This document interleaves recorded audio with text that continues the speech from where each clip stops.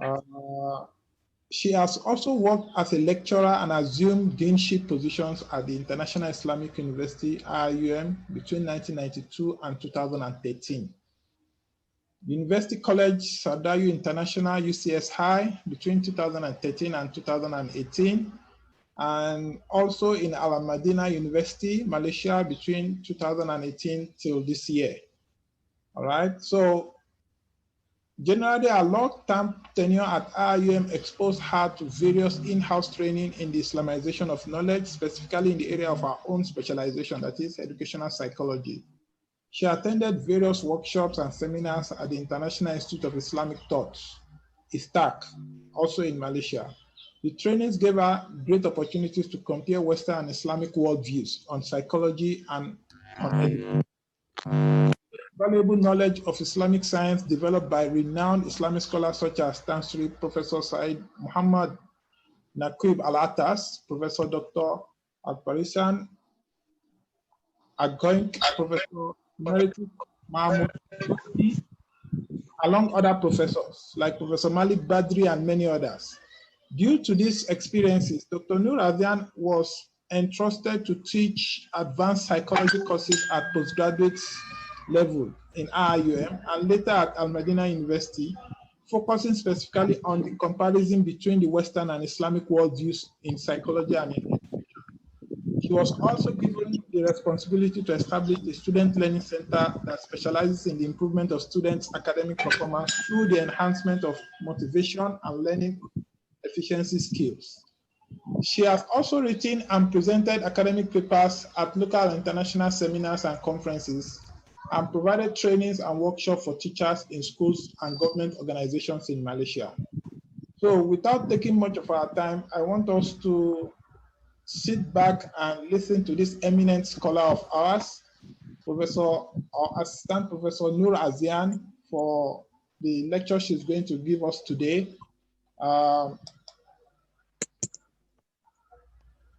The title of our lecture for today is very much focused on education of the heart, meeting the future. Thank you, Dr. Muthio Salami. Assalamu alaikum, and the table is yours now.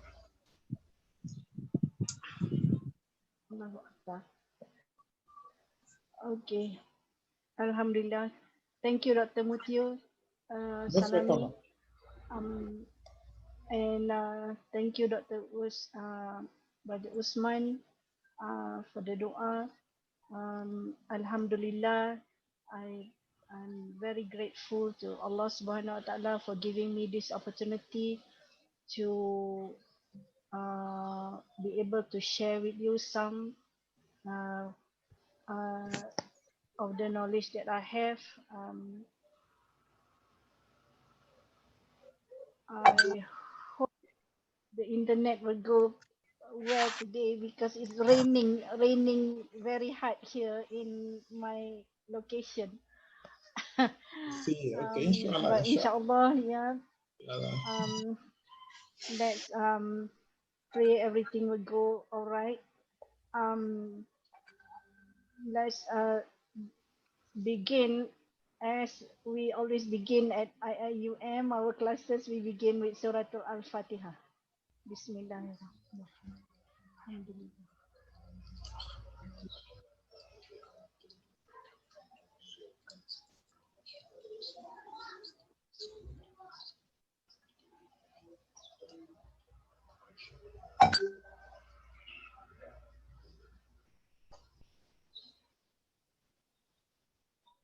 Allahumma salli ala Sayyidina Muhammad wa ala ali Sayyidina Muhammad. All right. This is my topic today, as introduced by Dr. Muthio just now.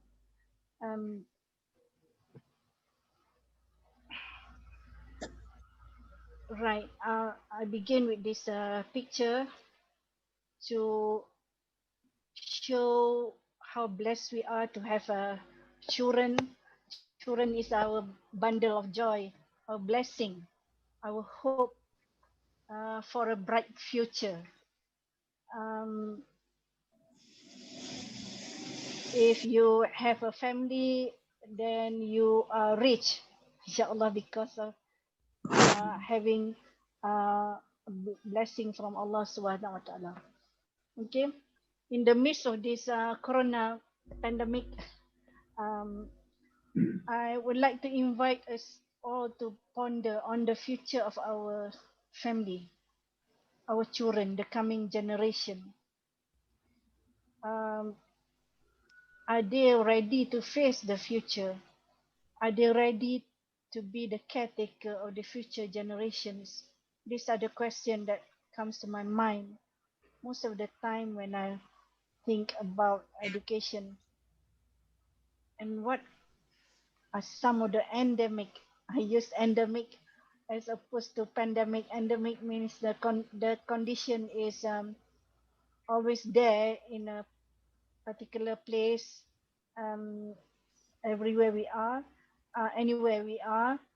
Um, we are facing the same issues related to our children.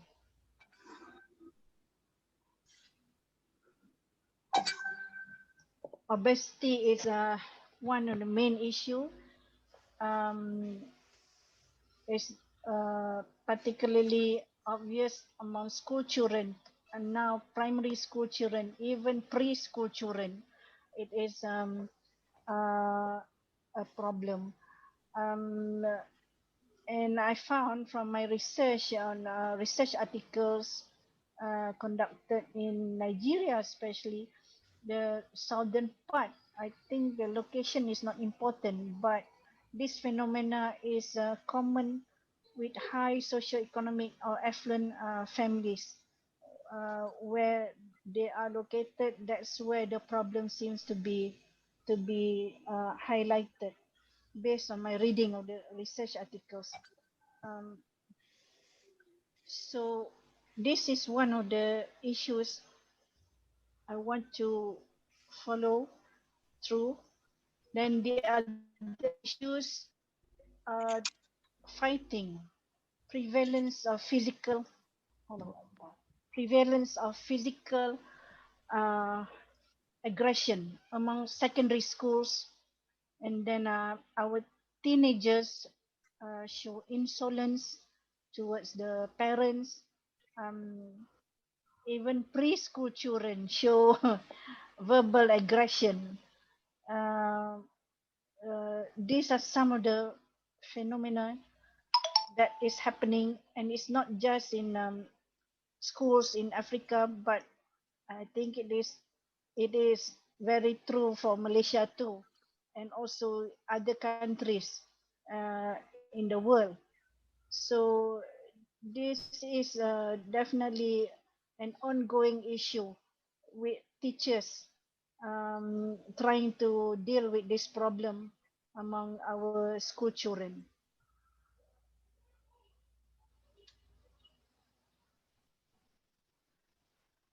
Then there is increase depression among, especially among our youth, yeah, the teenagers, adolescents. Suicide cases are reported in our schools, school children, and juvenile delinquency is happening around us. Um, uh, most of our some of our youth uh, spend their time and energy uh, doing um, things which is not beneficial to themselves or their family or their society, but they gather around wasting time and also thinking of conducting crime. So these are some of the things that is worrying, some of the things that are worrying us as educators. Um, so there's no vaccine for this. We are for the pandemic coronavirus. We are looking for vaccine. And inshallah, maybe with Allah's grace, we may be getting vaccine for the coronavirus infection.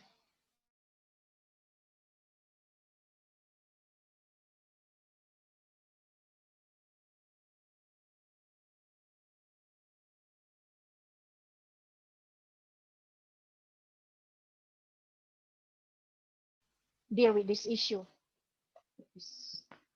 All right, those issues are actually symptoms that we see around us. The aggression among our teenagers, and now even among primary school students, they show verbal as well as physical aggression. Bullying in school uh, is a highlight of a newspaper headings, and then depression among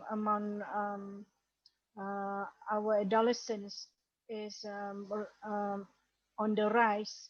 Yeah, suicide and also juvenile delinquency. These are symptoms that we can observe in our school children. Um, what are the root causes? This is what we should analyze, um, because if we know the causes, then we can tackle the problem, inshallah. Yeah. All right.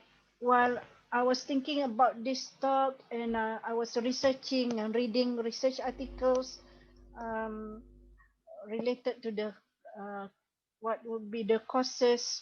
Um, the These are the various causes that has been uh, suggested by researchers. Yeah. Um, of course, the family is an important unit there. But if the family does not function well due to problems like divorce and polygamy, ineffective polygamy, generation gap may cause a communication problem and stress in the family due to financial problem, especially during this pandemic where people and family are forced to be at home. And we have a report of increase in abuse um, um, among the family members. So it is stressful to be quarantined or to be at home, and not be able to go out there because of the pandemic problem. Then there is, of course, economic problem, the low versus high income group, urban plus versus rural problem, uh, and then also modern digital economy versus traditional economy. So some of these symptoms are observed among especially um, uh, are observed in low as well as high income groups. So the problem is probably not related so much with how much salary one bring home, but it's actually related to the communication between parents and children, and all these things. And then urban and rural location also, uh, there are issues related to um, this location where um, many problems are occurring, especially in now in urban areas, and because probably rural folks have migrated to urban areas due to economic necessity.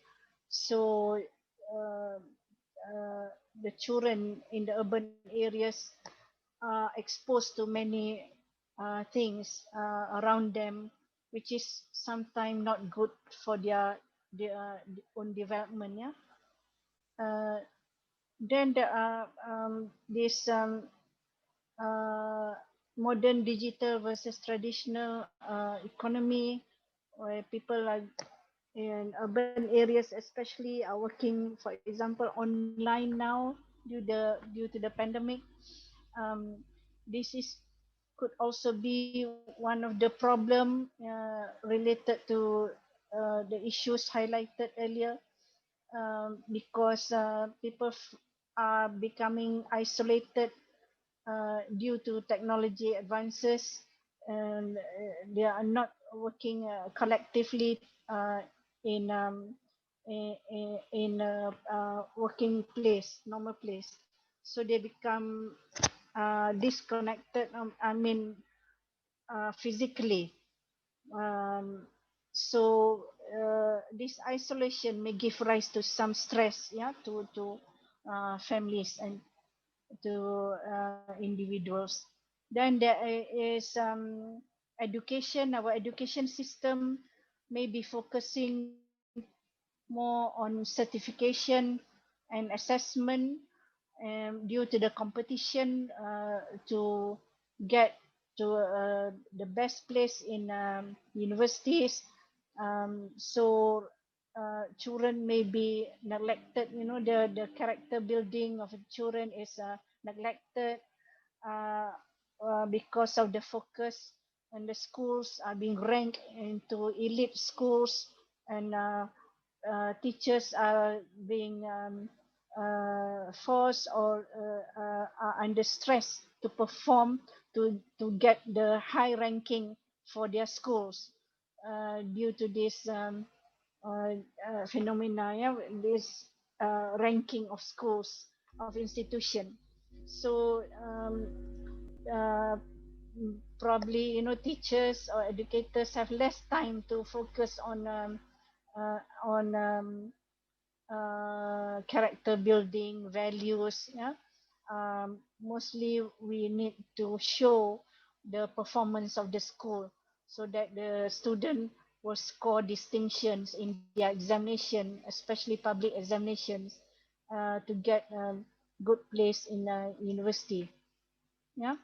And then society, now people are, as we advance into the future, there is low on religiosity and high on materialism. Society seems to uh, uh, change value. The focus is more on material gain, more on being able to furnish the house beautifully, more on going shopping. People don't go for leisure at the beach or to enjoy nature, but they go to shopping malls to gain, to buy for their family. So, and religiosity or religion is something that belong to the old generation. This is some of the phenomena that I have observed in society. Then there is modernity equals Western values. Many people, especially highly educated people who are trained from the West, they equate modern lifestyles with Western values. And sometimes even in the family, they don't even speak the native language anymore. They prefer to speak an international language, which is English. So and the mentality, anything traditional, conventional, is not modern. Anything is not good enough. Anything which is local made is not good enough. Low quality. Uh, all this become you know something like a norm, like an accepted standard by society. um, Anything that is produced from Western countries are the best, but those products produced locally have low quality.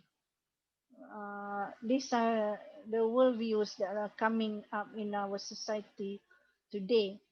Then there is this individualistic versus collective culture. Um, our society also become more individualistic, more interested in self advancement, self gain, rather than community, or the uh, collective culture. So probably it is due to advancement again in economy, yeah, due to competition to to earn a living, yeah. People become very individualistic, and they don't think much of the group or the society, but it is what they can gain for themselves that is more important. And YOLO culture is, you only live once culture. This culture is also creeping up in society, uh, um, even Muslim society. People try to enjoy the moment, live for the moment, forget about the future, it may not come. Think about now and here. Forget about the past, it is done with. So this is a YOLO culture, especially popular among our youth today. um, right. So what does the future holds for the coming generation? And I would like to share with you this information about the generation, the coming generation. So if we are around this age, we are the boomers. I belong to this group, baby boomers. The builders age 70 and above, yeah. And why they are called builders? Because they built the nation, yeah. They are people who built the nation after uh, our country goes through war period, yeah. um, then there is this generation X. Generation X will probably, if you have children and you are about this baby boomers generation, you have children, they may be in this group now, generation X. And then there is generation Y, age 21 to 35, uh, and they are the youth of today. Um, so we want to be watching out for this generation Y and Z, uh, because Y, Z, and Alpha generation. Generation mm, uh, is the generation where the children are born in 2010 onwards. They are the child who knows how to handle a tablet even before they can talk. This is the Alpha generation. Okay, me be more specific about the generation's characteristic. This is based on my reading of this new generation. Firstly, they rely heavily on digital technology for communication, and uh, they they they socialize that way through gadgets, yeah. Through Facebook, through social media. So their socialization is less of a face to face, but more on digital, reliance on digital technology. Their attention span is short, yeah. Probably they get the training from getting too much information from the gadgets. They um, so they have to flip quickly, and to find the appropriate information for their use. So this training or this habit gets them to acquire a short attention span. Allah Akbar. I need to go. it is going right. Um, then the new generation, Generation X, Y, Z, and Alpha, they will be living in a very, they are living right now in a very competitive environment, competitive in the form of education, opportunities, competitive in the form of getting jobs, economically.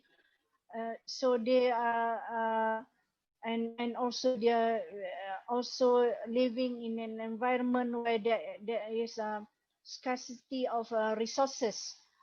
Later, we will, based on my reading, the future is, you know, the future uh, will be, uh, we will be facing scarcity of resources, especially basic resources like water and food. So that is why this new generation will be facing a very competitive atmosphere, and they must be multitasking. It is really a survival of the fittest, and then they must be adaptable, highly adaptable to new situations. When they are at working age, they may be holding several jobs instead of one job. Yeah. Also diversity. Yeah, the because of the borderless world, there is cross cultural, there is a migration of people, and then intermarriages occur. So this new generation will be exposed to different culture, and it probably will be a melting pot. Yeah.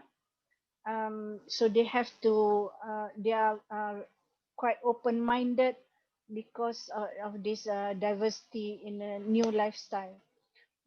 They are also high on the individualistic attitude, I, me, my, and because of the short attention span, and they want to achieve something immediately. It's I want it now by the press of a button culture. This is going to happen in the future. Yeah, and then they are free spirited because they don't like structure. They adopted this YOLO culture. You only live once culture. They want to be free of rules. They reject traditional values, and religion may be thrown out of the window. So this is one of the main worry that I was reading through, and I was shocked to see this will be the characteristic of the future generation if we do not do something. The Gen Z and Alpha generation, they have they reject conventional values. They are individualistic, and religion is out for them. So we, the caretakers of the coming generation, we must ensure Islam thrives in the hearts of Gen Y, Z, and Alpha. This is a, a very important message I want us all to remember. It is our responsibility to guide this new generation when they come. Yeah, to be the best caretakers for the next generation they are going to become. So, what I want to propose is, um, whatever the generation that is coming, they are still human being. We want to look at the human nature of from the Islamic perspective, and then I want, I would like us to explore the heart as we receive information from the Islamic perspective, and then how do we fashion or design education based on our knowledge of human nature and the heart. to deal with the future generation. So parents have a very heavy responsibility on their children, as we all know.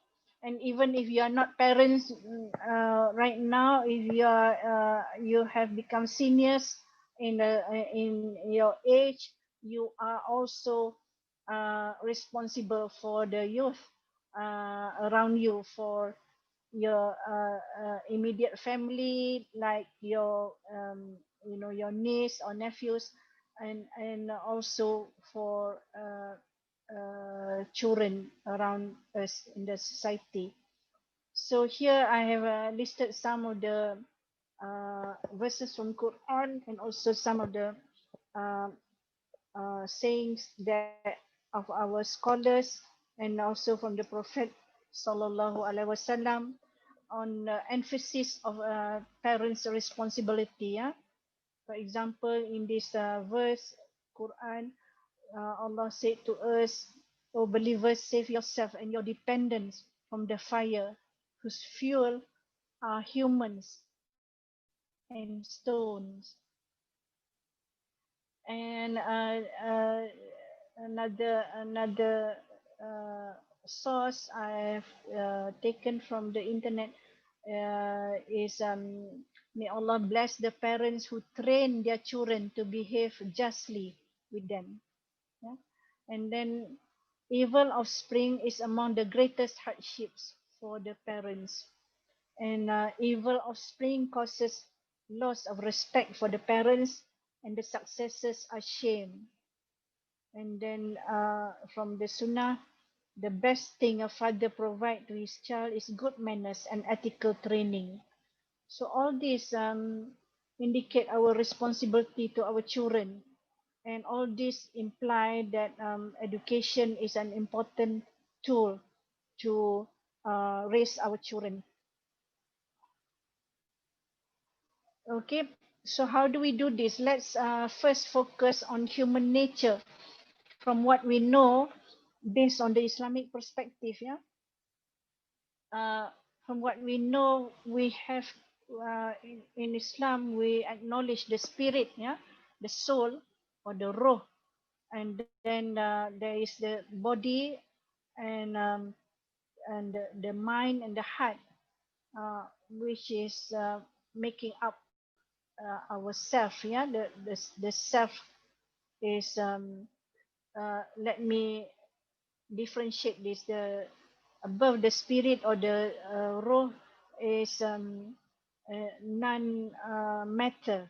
Yeah, whereas the body, the mind and heart, it is physical, and the self is our haywaniyah nature, the need, the vegetative need of ourself, yeah, the physical self. So let us look at this further. Uh, this one, I borrowed this diagram from Dr. Abdullah Rothman from the Productive Muslim Company. You can access the site. The website is wonderful.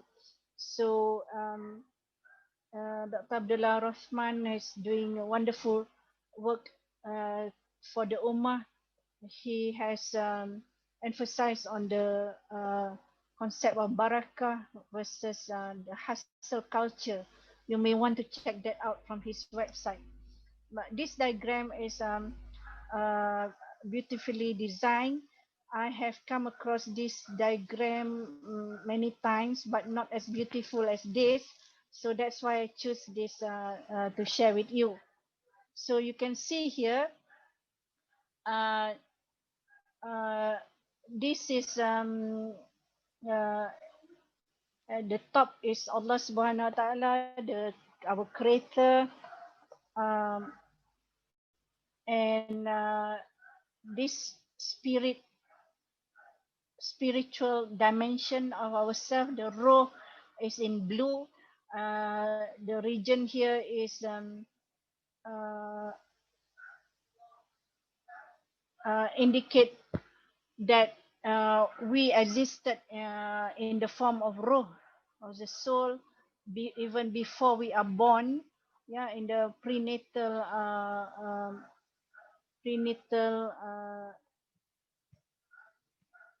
paradigm, yeah. And we have a pact or covenant with Allah Subhanahu Wa Taala that we acknowledge his supremeness, his oneness, yeah, that he is our creator. So this realm, the spiritual realm, is in our unconscious self. It is we are not aware of it. It is our fitrah until we are born. We are born in a body, a physical body, and that roh enters the physical body and into the self. The diagram shows in pink color, red color here, just to differentiate the roh or the soul region, and also the physical self when we are born. Yeah. So when we are born into this body, physical body, there are elements here that is responsible for our behavior, our thinking. And between the raw and the physical body dimension, there is this the heart and the mind, yeah, where we become conscious of our existence, yeah.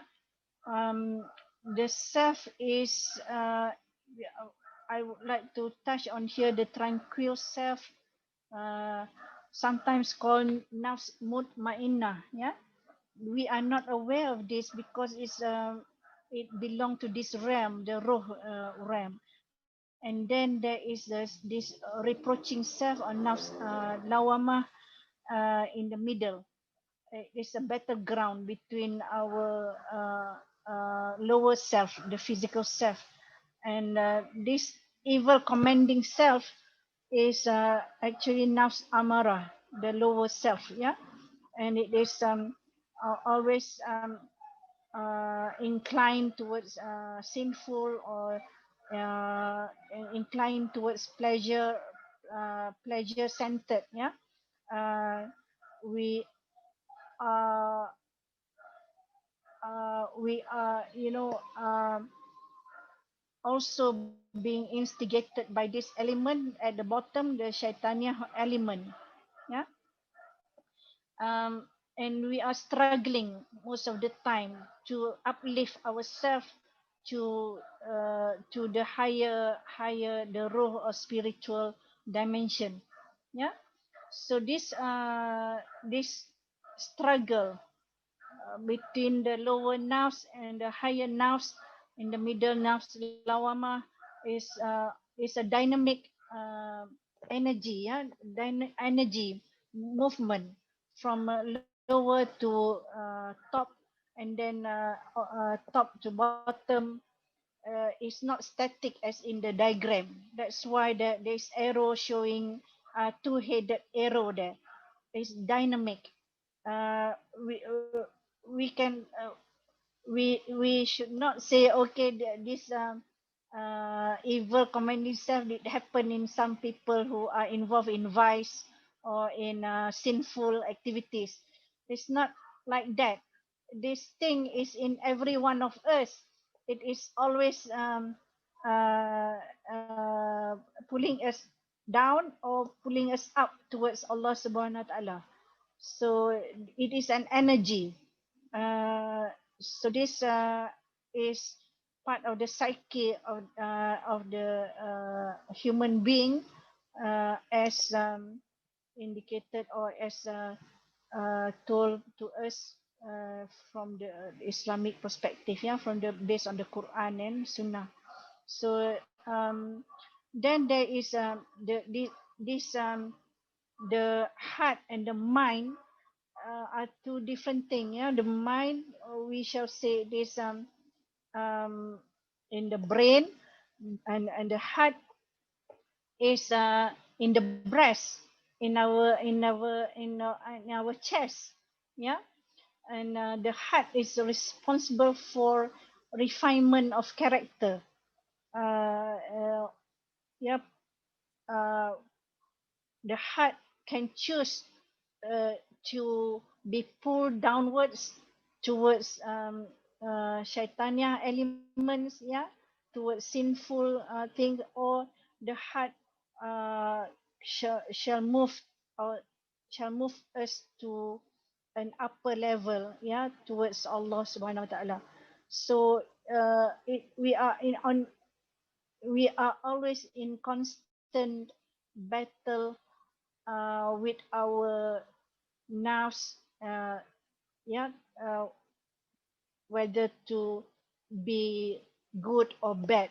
Uh, yeah, we can be good in one moment, maybe during prayer, and the next moment we will indulge ourselves in sinful thing. So these are the things that make up our psyche from the Islamic perspective. um, Further in the about the heart, as I read, it is consisting of layers, 4 layers: sadar, qalb, fuad, and lub. And all these are important information gained from from uh, the Quran and Sunnah. So what does this mean? This level can also, the name can also be, called this. The first level, the sadar, is the breast. It is the seat of the light of Islam, and it is the repository for knowledge. Allahu Akbar. Yes. I, okay. It is the seat for knowledge, uh, where we acquire and practice Islam. Yeah. Um, and here knowledge is learned. Yeah. In this level, sadar, it is corresponding to being a Muslim when we have knowledge about Tawheed, Sharia, fiqh. Yeah. Then there is the cup, the second level. This is the heart proper. This is like a door to the inner hearts. Yeah. Um, and it is this spiritual dimension. Yeah. The heart. Before I go for further, the heart, I forgot to mention, is actually what we are talking is the spiritual dimension of the heart. Um, it has the physical dimension, but the physical dimension is the function is to pump blood to our body. Yeah, but based on the Islamic perspective, these are the physical, the spiritual dimension. Yeah. So this proper heart or the cup is repository for interior knowledge of reality, and this knowledge is only granted to us by Allah Subhanahu Wa Taala. We don't acquire it through learning. We cannot open up textbook and read about it and gain knowledge. This heart or the proper heart gain knowledge only if granted by Allah Subhanahu Wa Taala. Meaning hidayah is granted here from Allah Subhanahu Wa Taala. Yeah, and it correspond to become to being a mu'min, a person who has complete submission to the will of Allah, a faithful Muslim. Yeah. And then the fu'ad, or the inner heart, this is the place of the light of the gnosis. It is associated with the vision of reality. Yeah? It actually sees reality. It corresponds to being a Muslim, the one who beautifies or improve one's worship to Allah and one's conduct towards others. Uh, the person who has uh, a good inner heart is a person who is a helper, isn't easy to gain help from this person, a benefactor, and also a charitable person. Then there is the loop or the intellect heart, which is the innermost heart. Yeah, is the place of light of unification, the innermost sphere of the heart. It is the basis for all the three spheres, and it is the place of God's grace and bounty. It corresponds to being a muwahid, a Muslim who is focused on tawhid. Um, so this is a very very deep intellect heart. Yeah, it we are not even aware that it exists, but we know this from the scholars that we are um, receiving information about it. Yeah, uh, the heart is a sense organ capable of perceiving things just as our eyes, but the heart perceives beyond what our eyes could see. So when I was teaching this to my student at UIA, some of them could not believe what I was talking about. All this while they were thinking the heart is only responsible for pumping blood. But now I'm introducing to them that the heart is a sense organ just like the eyes. Yeah. And this is based on the Quran, yeah, where Quran have revealed to us many parts in the Quran, revealed to us uh, by mentioning the word heart. Yeah. So in this ayah, Surah Al-Kahf, verily in this Quran is a guidance for anyone who has a heart, who listens and earnestly experiences Shahid, what is being given. Yeah.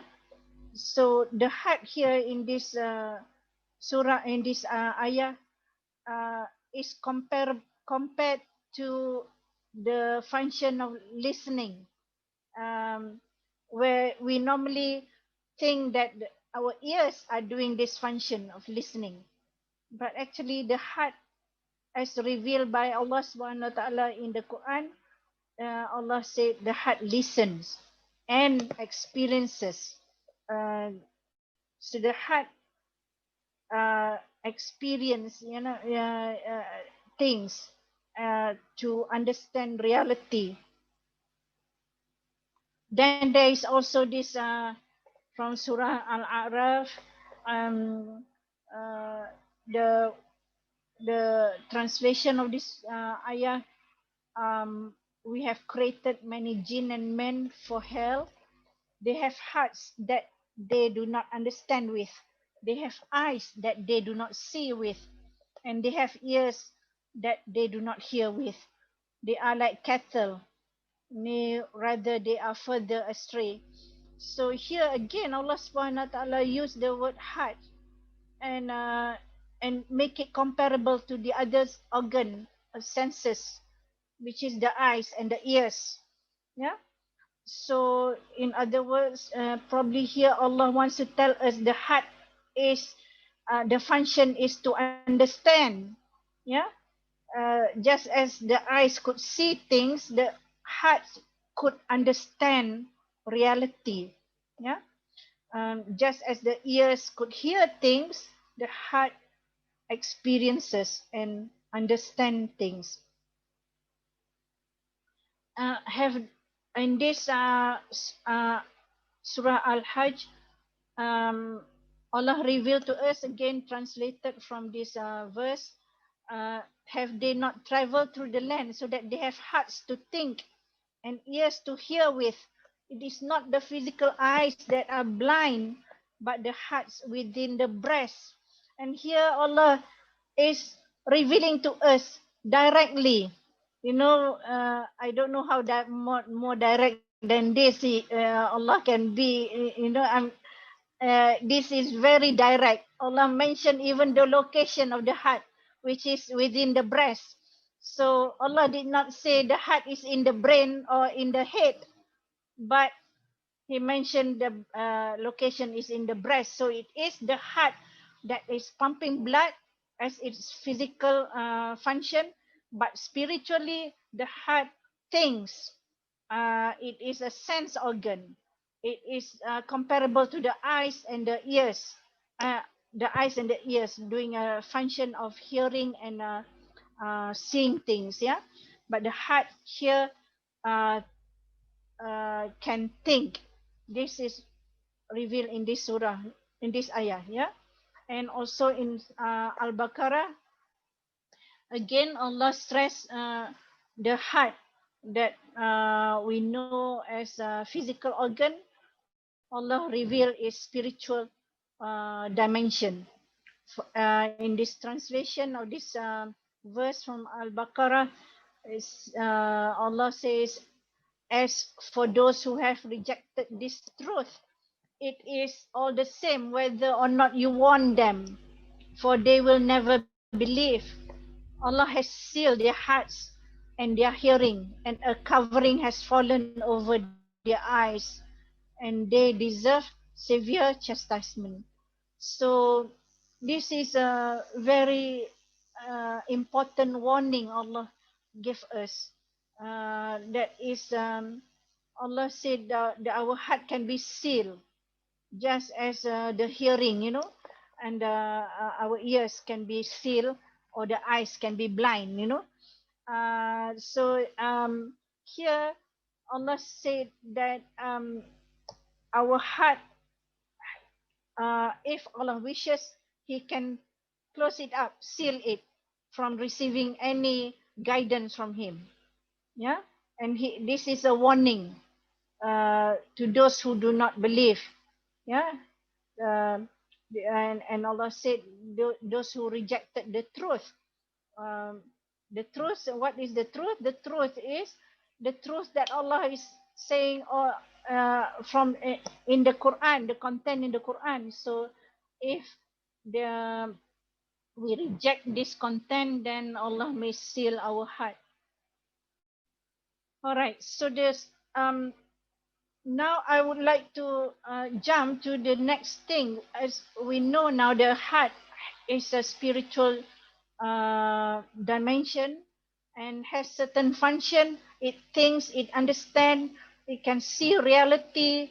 Uh, it is important that we use this information in our education of our children.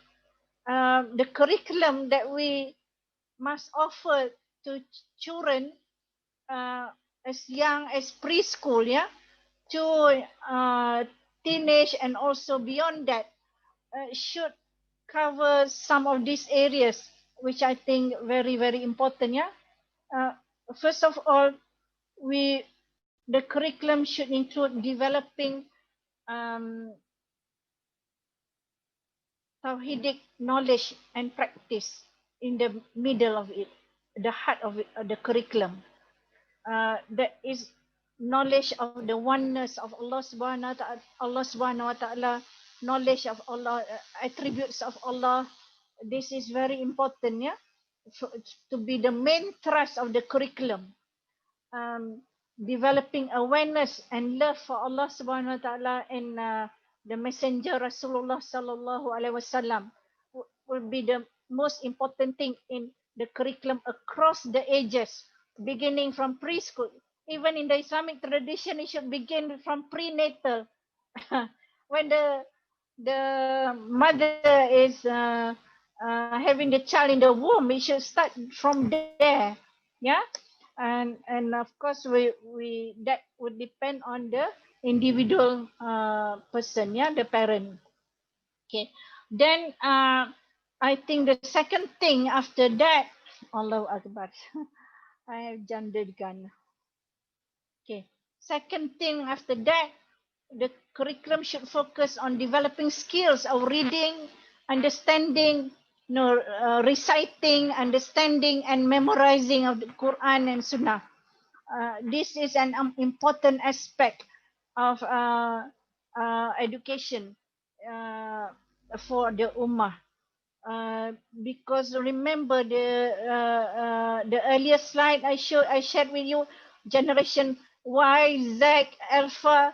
they are living in a very competitive world, and if they are concentrating on earning a living on their economic necessity, but we must not make them forget, that that is an Islamic tradition, that they must be a caretaker of this. Yeah.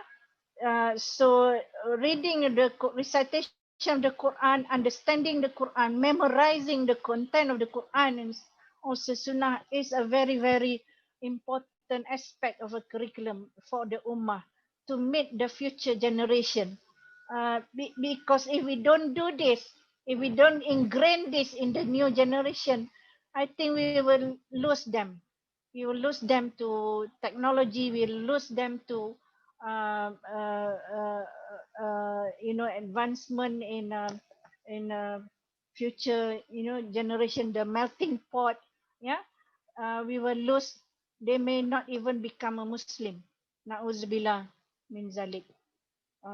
Then the other thing in the curriculum, we as parents and also teachers, educationalists, we must ensure we address the heart. We already knew information about the heart now. We must address, we must put in the curriculum activities, learning activities that would nurture and also control the nerves, the calf and the nerves, yeah, to develop values and habits in our children. Yeah. So why I use nurture? We must nurture the calf, the innermost. We must nurture the the sadar. Yeah. We must nurture all these things so that we will be preparing our children and ourselves to receive hidayah from Allah Subhanahu Wa Taala continuously, and not shut the door, not seal our hearts. Yeah. And the nerves, we must put in the curriculum where the children are being trained how to address the nerves, how to control the desire, shahwa, how to control anger. These are the two main thing the nerves responsible for. Yeah. So uh, some part of the curriculum must do this. We must include this addressing the heart in the curriculum. Uh, then the other thing is developing knowledge and skills in language, language, science, psychology, economy, science, social, and arts. These are also important in the curriculum because, as I will share with you later, uh, I will share with you. This thing is important as now. Even parents are emphasizing on all this thing, and schools are emphasizing this because we want to make our children skillful and in a competitive world. We need to equip them with skills, yeah, to be competitive in the future.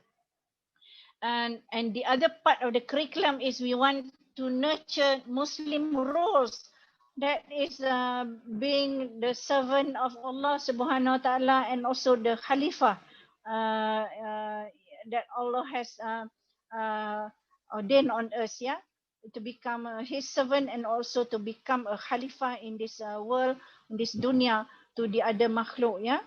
Uh, this is also an important part, a very important part of the curriculum.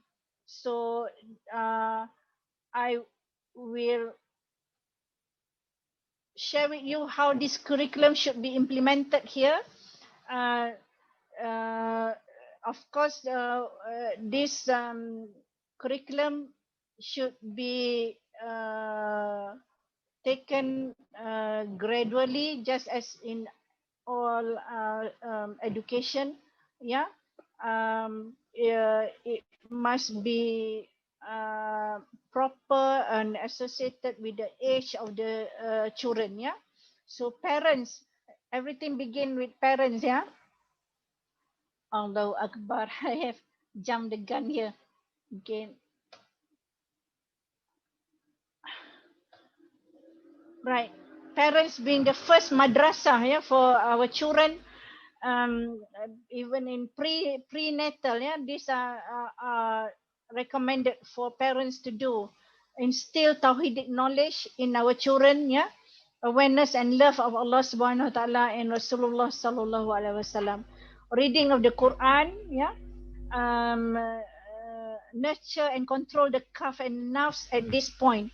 Now, parents normally, we seem to nurture our children by giving them plenty of food, plenty of material like clothing and all these things, toys, yeah. But we forgot in our action, we are actually nurturing the nerves where our children will be asking for more and more food, more attention, more toys, more whatever, yeah, more clothing, and all these are nurturing the nerves towards material gain.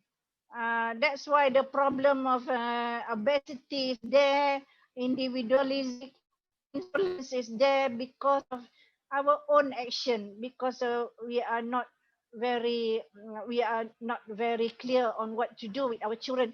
We thought we equal food with love. So if we feed our children a lot of food, that means we are loving them.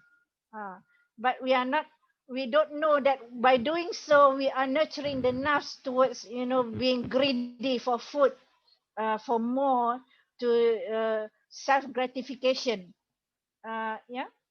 And so this one we need to another workshop to share with you what to do, how to do to deal with young children. Yeah.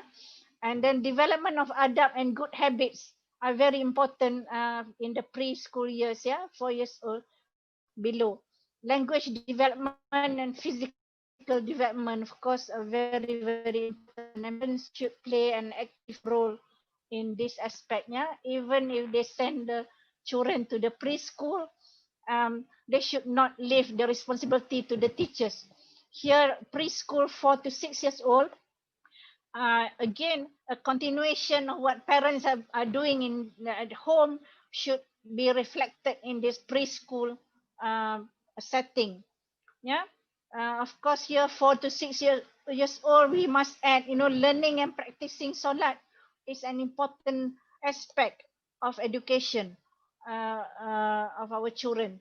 Again, here number 3, I put here reading, memorizing of Al Quran should already start here, and you you should not be, um, you know, um, uh, you should not be uncertain or not sure, uh, because there are cases I've seen children as young as 7 years old who have memorized the whole Quran. 7 and 10 years old memorize the whole Quran. They are Hafiz and Hafiza already. So there's no reason why we should not start early on children reciting and memorizing of the Quran. So preschool years at 4 and 6 years old are important ages where to do this. Uh, yeah. And again, nurture and control of the calf and nerves. Yeah. Nurture the calf, control the nerves. Yeah. Development of adab, continuation of what parents should do at home. In the school, we continue with this. Language development, and at preschool, formal schooling, we also put in development of concept, maths, science, and all these things. Yeah. And basic skill, reading, writing, maths, all added to this preschool years. Then primary school, also a continuation of what has been done earlier. 7 to 12 years old. Remember here, I added here, beside awareness and love of Allah, I put in fear of Allah Subhanahu wa Taala should begin here.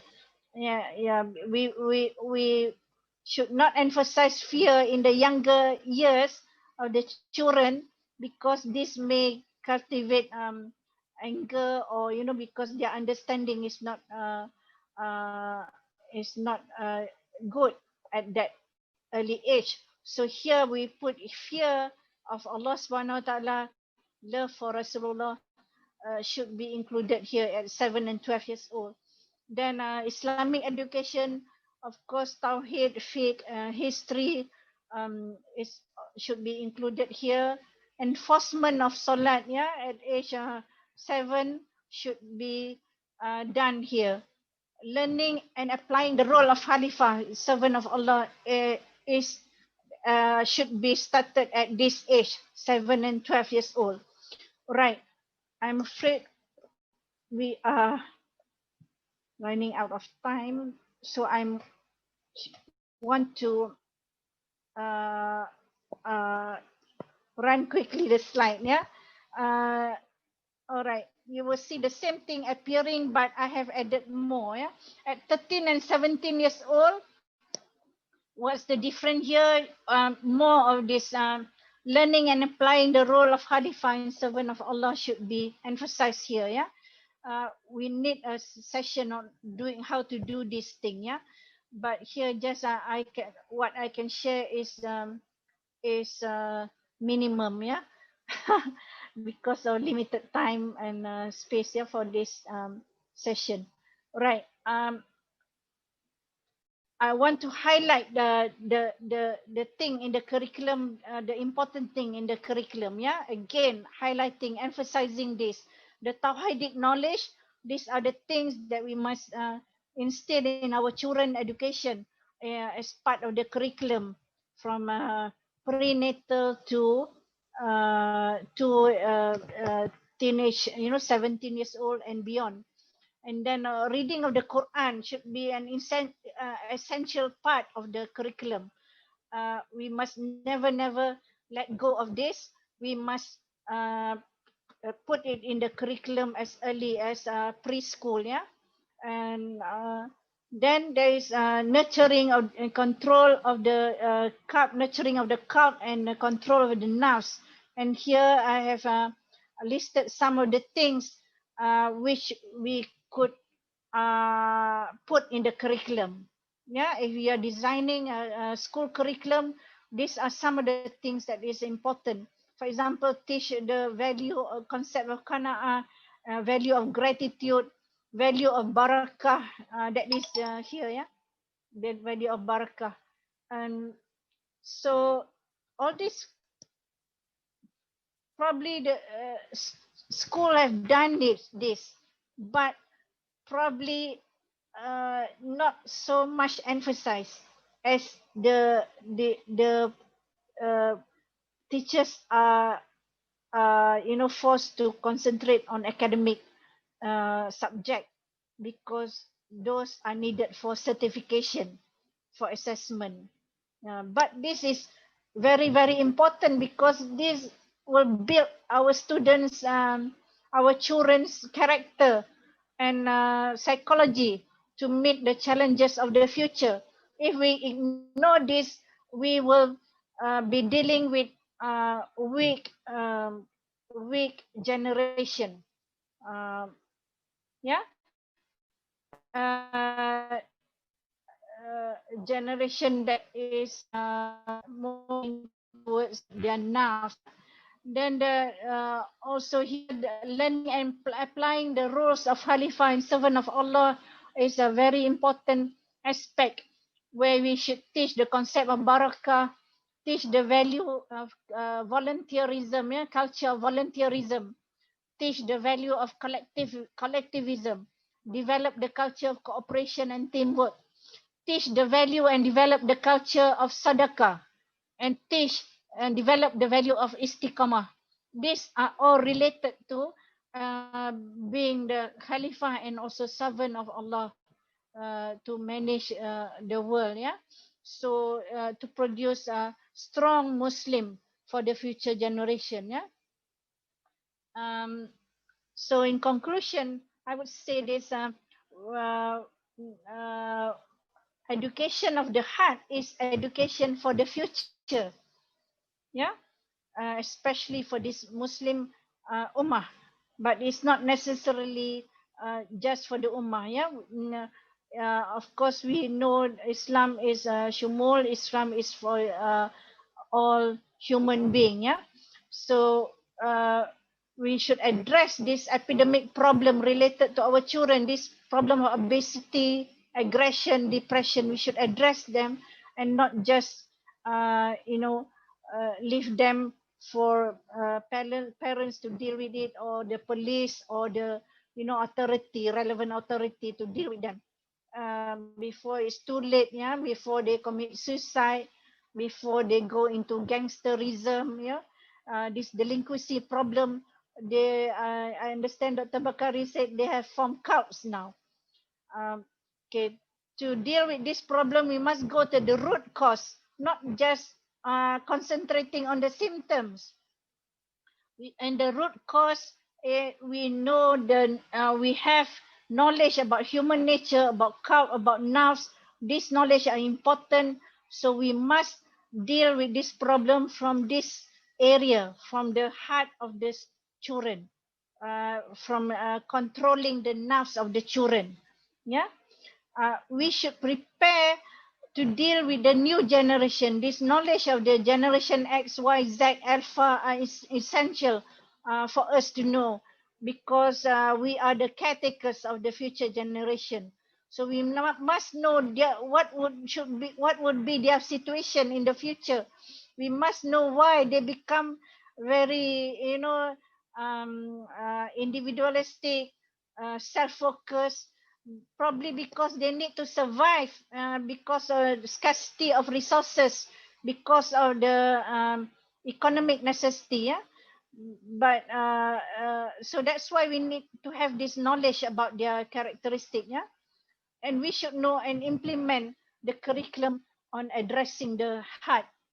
How to implement that would be another session. Here I only have the time to share with you the curriculum that will be useful for the future. Yeah, inshallah. So I've taken like 2 hours. Oh, mashallah. Um, and I'm sorry for this taking your time, a lot of time, but I'm excited about this topic, and I will surely do more if I have more time. Okay, all right. So this is from me. I ask you for your forgiveness if there is weakness in the language I'm using. I'm also nervous. This is the first time I'm conducting a webinar which is open to anyone who wants to come in. Normally, I just teach a class, and also uh, uh, if the content is not sufficient, it is from my own weakness. Yeah, but if you find the content is good, is alhamdulillah, this is from Allah subhanahu wa ta'ala. Inshallah, yeah, this is hidayah Allah gave me, ilham, to put all these things together so that we can move together to become caretakers of the new generation, coming generation, inshallah. Okay, that is all from me now. Assalamualaikum warahmatullahi wabarakatuh. وعليكم السلام ورحمة الله وبركاته.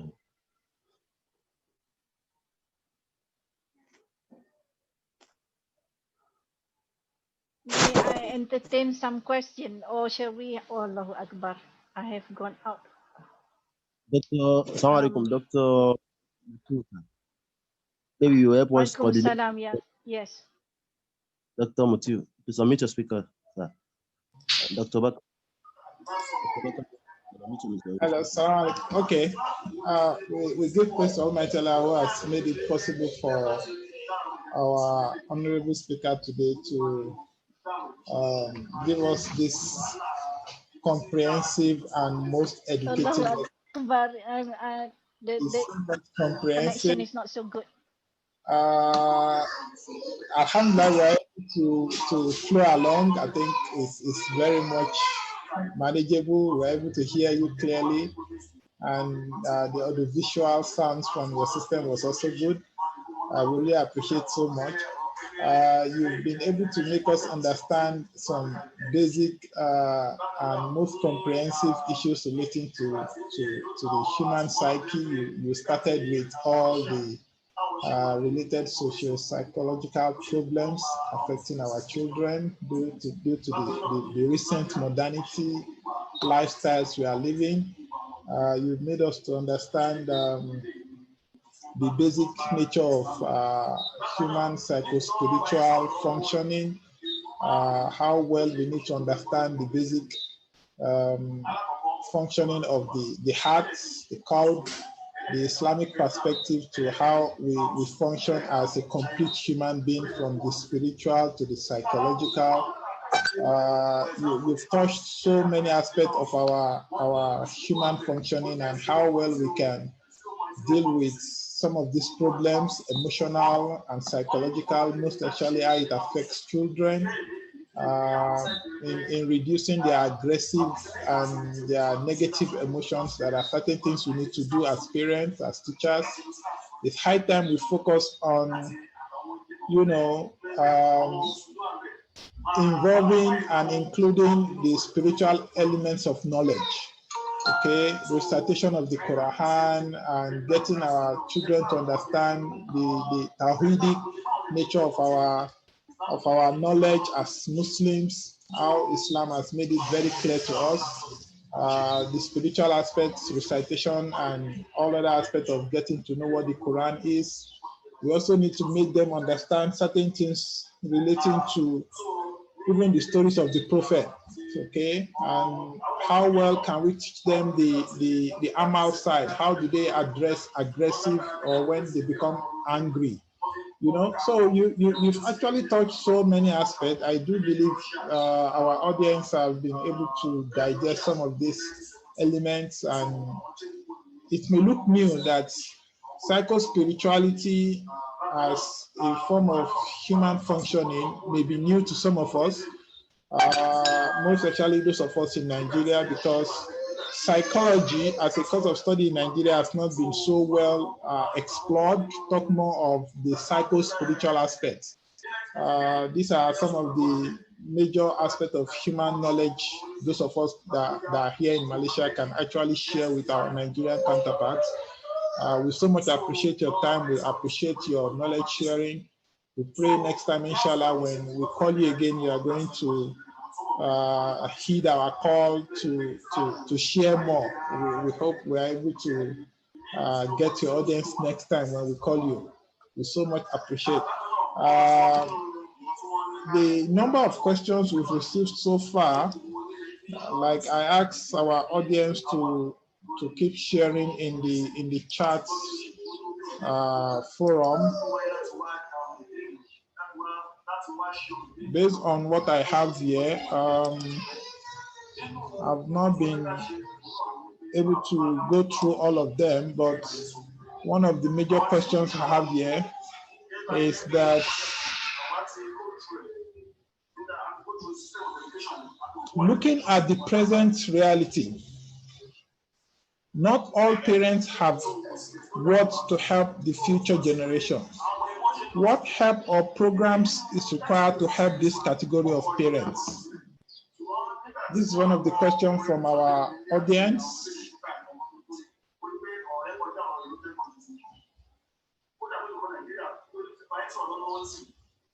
Hello? Hello?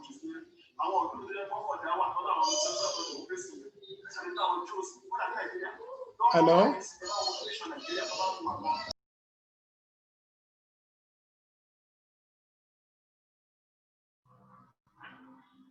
Okay, I love this question. It's a very good question. Actually, we need workshop to organize workshop for parents, because parents may not want to see this psycho spiritual dimension, or but parents want to know how to do it. What to do with the children who is angry, who is insolent, who is eating most of the time. So we need to do an action oriented workshop, like suggestion on what to do and how to do. The thing is, Alhamdulillah, I've also been exposed to Western psychology, which is in the United States, and I learned, uh, there are people working towards this. For example, Daniel Goleman, he has developed what he calls self-science, and he has been going to schools, to parents' workshop, to share this self-science curriculum. So self-science curriculum is nothing but just to refine the character of children, to develop the character formation of character of children. So there are aspect of it. For example, aspect on how to manage children's anger, anxiety, stress, how to manage children who are throwing tantrum and wanting attention all the time, and also how to manage children who are, who does not socialize well. For example, disconnect themselves and keep to the room. These are some of the problem of the teenagers. Yeah. So there is clearly a need for a workshop on this, because I cannot do this in all this one time thing. So probably I would suggest, especially to parent, we need to speak parent language.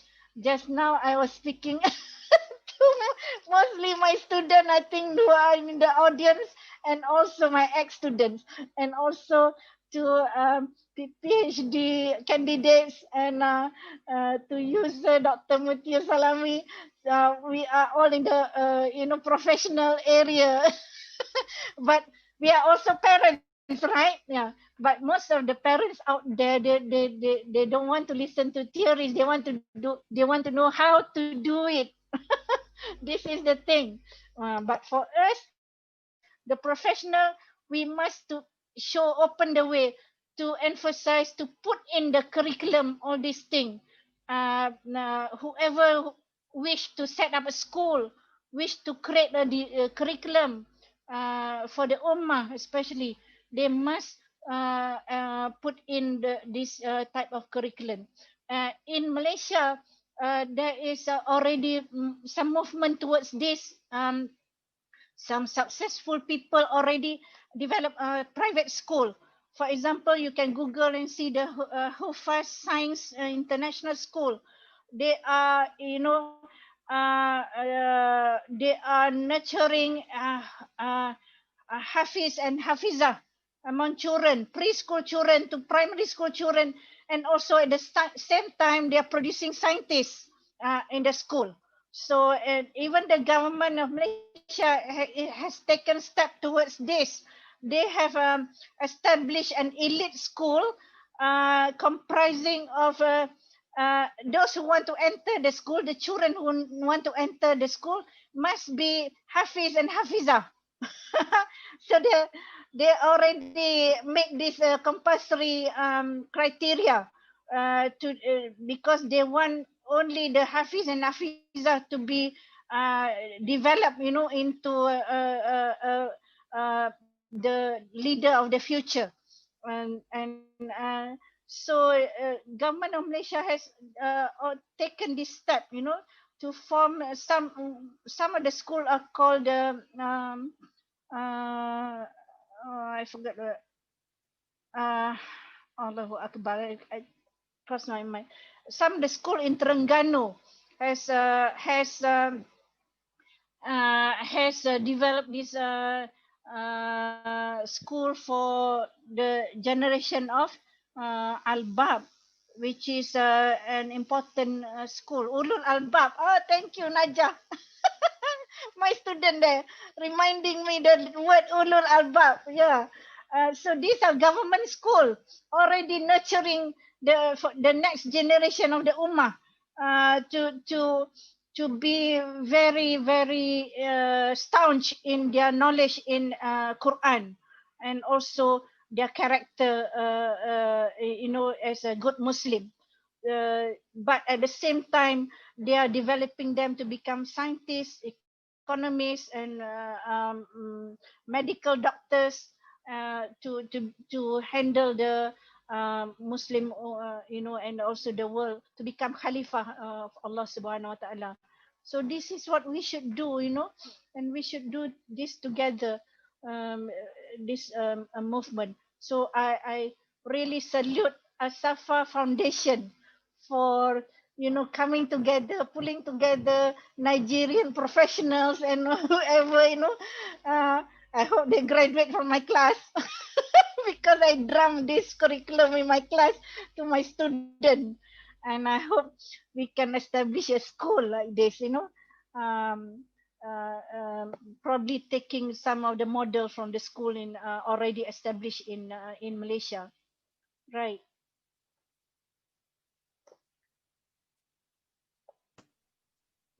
Uh, I can't hear you with the internet problem. Okay.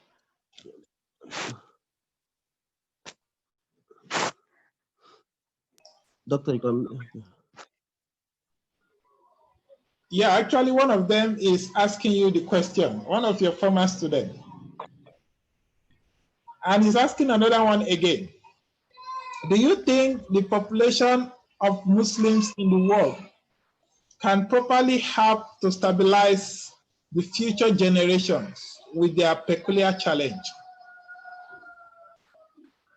This question is becoming global. MashaAllah, this question is difficult to answer because we have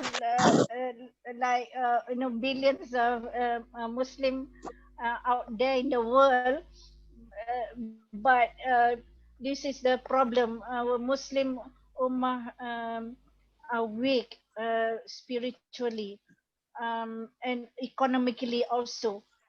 And some have adapted the lifestyle of the foreign culture, Western culture. Even when I was studying in the UK, I found this uh, uh, interesting interview of a professor in uh, in the uh, in the US, a Muslim professor. But this person, when the interviewer asked, how do you think, how do you pray to God?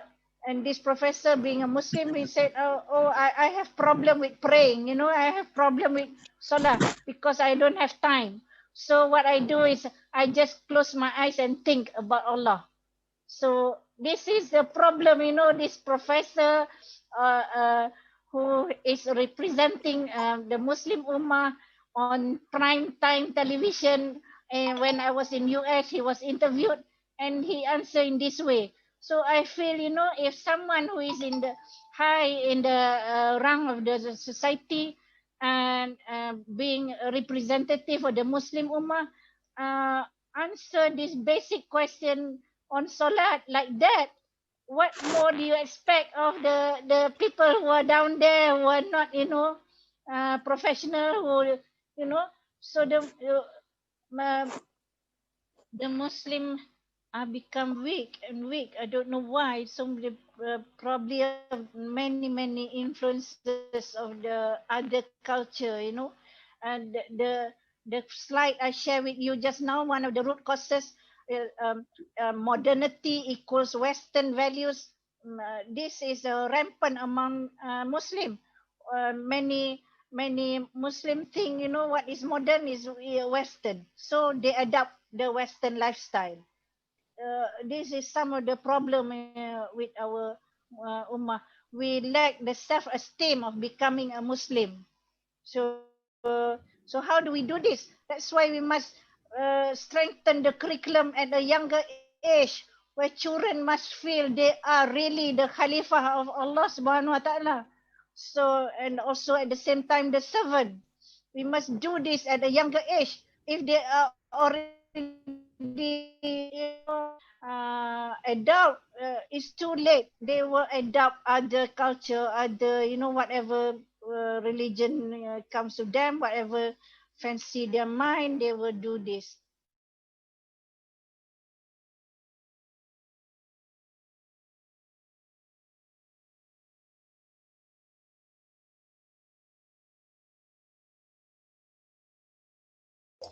Oh, okay.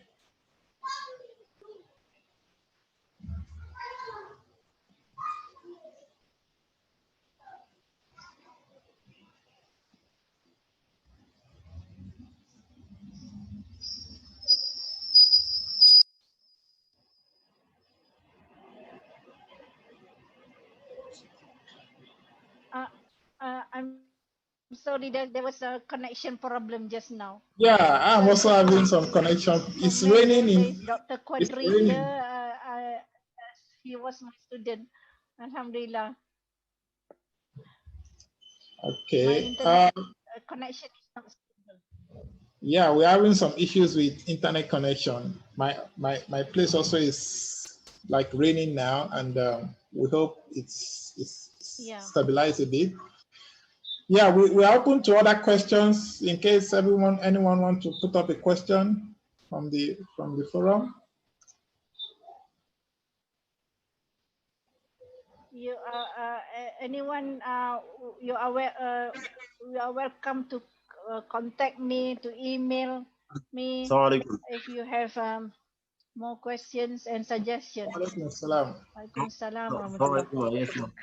Jazakum Allah khaira for the seminar, for the training you've just given us. In fact, we've derived a lot of lessons from your presentations, and we really enjoyed the topic of your discussion. May Allah subhanahu wa ta'ala continue to guide you and bless you, ma. Just that somebody requested that from the chat here, someone said, Assalamu alaikum. He said the admin or host should kindly assist to get a soft copy of the PowerPoint of the presentation. So Oh. we don't know how do we get it so that it can be more, so that we can share it to them and they can benefit from it. I don't know, maybe we can have the soft copy of your PowerPoint presentation, ma. Yes, I can give the soft copy. I will give it to Dr. Bakari, and All right. Dr. Bakari will give it to the As-safa Foundation, inshallah. All right, that's most appreciative, man. Thank you. Can we get the Jazakallah model khair. first? Thank you. Okay, then Dr. Kodri asking, can we get a model for the school from Malaysia? Inshallah, I will try to collect the information about the school, yeah? Ulul Albab School, Hufaz Science School. But you can also go into their website and look at these schools, yeah? So it's very, very interesting to do. You know, the government of Malaysia through University University Islam Malaysia USIM, they even developed a program how to develop Muslim scholar. They want to revive the time of the Muslim scholar, the during the time of Ibn Sina, Al-Hindi, Averroes, Ibn, I forgot the name. Yeah, they want to revive. They want to produce such scholars again. So USIM, I know, has a project on this. University Science Islam Malaysia. They are, contacting parents who have children whose IQ high IQ. So they, of course, they test the children who want to join the program. Those with high IQ, they expose the children to a specific curriculum that is following the path, so that the objective is to produce, to revive the Muslim scholars tradition again. So this is one uh, project I want to share with you. So and you can check USIM and see some this project are not very announced to the public, because of course it is a a Muslim community and our society is multicultural. So the other ethnic group may be questioning why government is only focusing on the Muslim children. But USIM, of course, the name is there. University Science Islam Malaysia, they have the right to do this, so they do this. Nurturing the coming of the great scholars, reviving the great scholars again, inshallah, for the future. Thank you, ma'am. Dr. Mutiu, sir. Alhamdulillah, Dr. alhamdulillah. Mutiu. Now, It seems someone that there are two questions there that you've not answered about the chat. You can check the chat. It seems there are new questions, maybe two. okay, I think I've seen them. Read. Yes. All right, sir.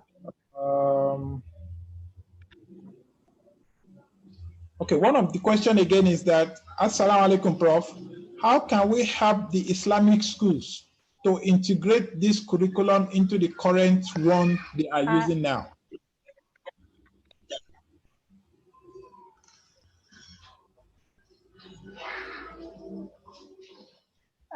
Sorry, I cannot hear the question. Could you type it, because the internet is really unstable? Okay, maybe I repeat again. Can you hear me clearly now? Assalamu alaikum, Prof. How can we help the Islamic Can you repeat the question so that I can try to understand it again? Okay, I'm doing that now. Yeah. How can we help the Islamic school to integrate this curriculum into the current one they are using? They are asking how can they integrate this curriculum? How do we do this? Okay, I am not very optimistic of government school, okay, but I'm optimistic for private school. If you have a private school, and if you have influence of a private school, this is where we should start, because a private school have more freedom to implement the curriculum. Government school, they are more constrained by government policies, and of course political things will be influencing the curriculums of the government school. So I'm more optimistic that this curriculum could be implemented in a private school. If you have a private school, or you know of someone who is running a private school, you can insert or integrate or upgrade the school curriculum by introducing this education of the heart curriculum. How do we do that? We should look at the possibility of implementing in stages. First, focusing on the preschool education. What has been done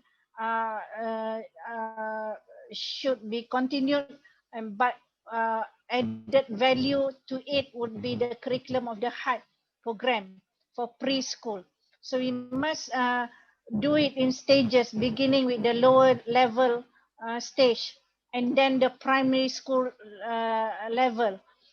Why in stages? Because we must also get the support of the parents, because some parents may not be very clear on this curriculum, and some may even reject it, because like I say, although they are Muslim, but Muslim of a Western values, so they may even reject it, because the worldview is that anything Islamic is of low inferior quality. So this will be a worldview that will be a challenge for us to implement the education of the heart curriculum. So we must take it one step at a time, slowly. Primary, preschool level, gradual succession or advancement towards the primary school level, uh, and um, and we must explain to the parents what we want to do to implement this curriculum. Otherwise, parent may not be clear and may reject. Yeah. Then the administrator of the school must give the support, or must should agree with this curriculum, because without the administrator, because the administrator is the leader of the school, and the teachers are looking up to the leaders. So teachers are implementers of the curriculum. So we need to get the teachers to be on the same page with us, not to be on another page, as directed by a leader or administrator who is on different page with us. So everyone in this curriculum must know must know the objective of the curriculum, and must know why we should do it. And so this is what I can suggest.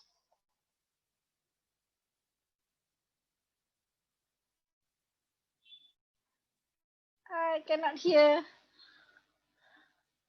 I've lost your sound. Can you hear me now? Okay. All right. Yeah. Yes, I can hear you. Actually, someone is also asking about this curriculum. That please, can we get a sample of the curriculum we can adopt to our schools? Maybe this will lead us to another workshop or something. I will try to get a sample of the school. Yeah. Okay. We'll try to get a sample of a different school, here. But for the time being, we must trust ourselves in our knowledge, Islamic knowledge. We must trust and hold esteem of our own professionality. Each one of us can contribute to this curriculum. Don't look east, west, north, south. Just look at ourselves. We have the knowledge. We have the capability. So trust yourself. You can do this, inshallah. You have the professional, Dr. Mutiu, Dr. Quadri. I'm my student.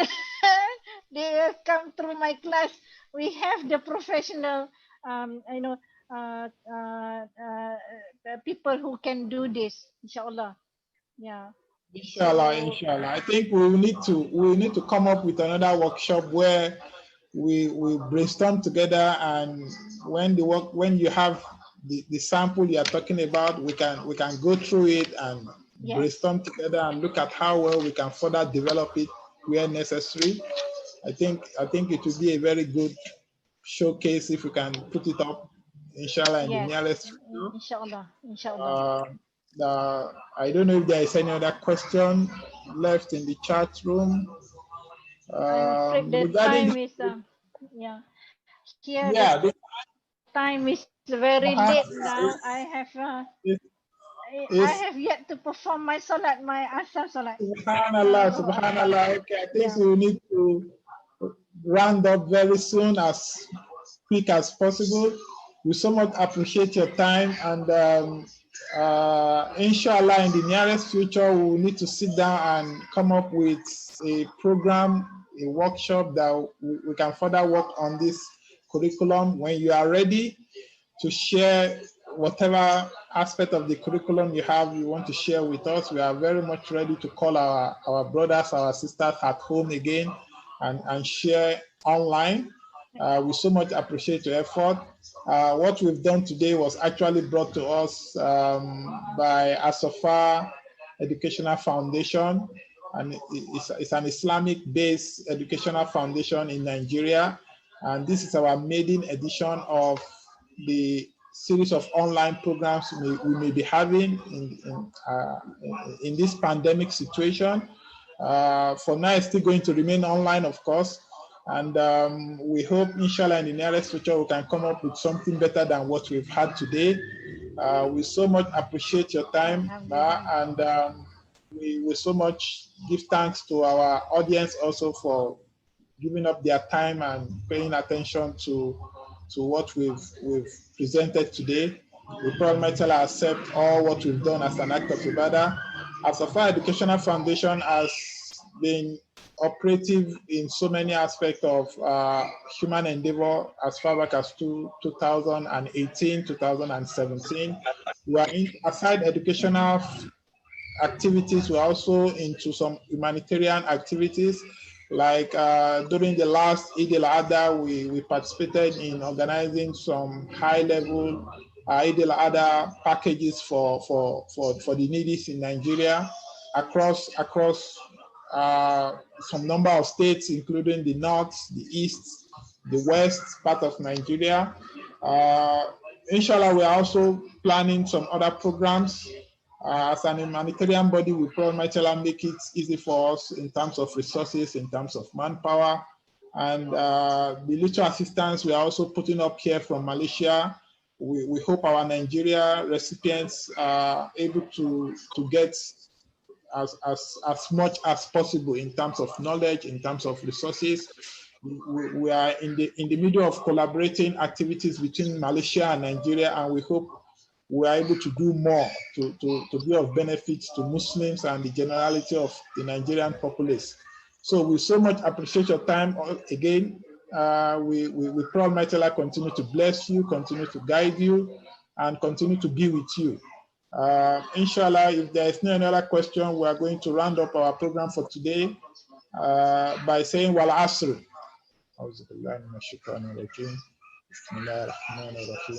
والعصر إن الإنسان لفي خسر إلا الذين آمنوا وعملوا الصالحات وتواصوا بالحق وتواصوا بالصبر سبحانك اللهم وبحمدك أشهد أن لا إله إلا أنت أستغفرك وأتوب إليك سبحان ربك رب العزة عما يصفون السلام على المرسلين والحمد لله رب العالمين السلام عليكم وعليكم السلام ورحمة الله. Thank you very much. Assalamu alaikum. Wa alaikum assalam. السلام عليكم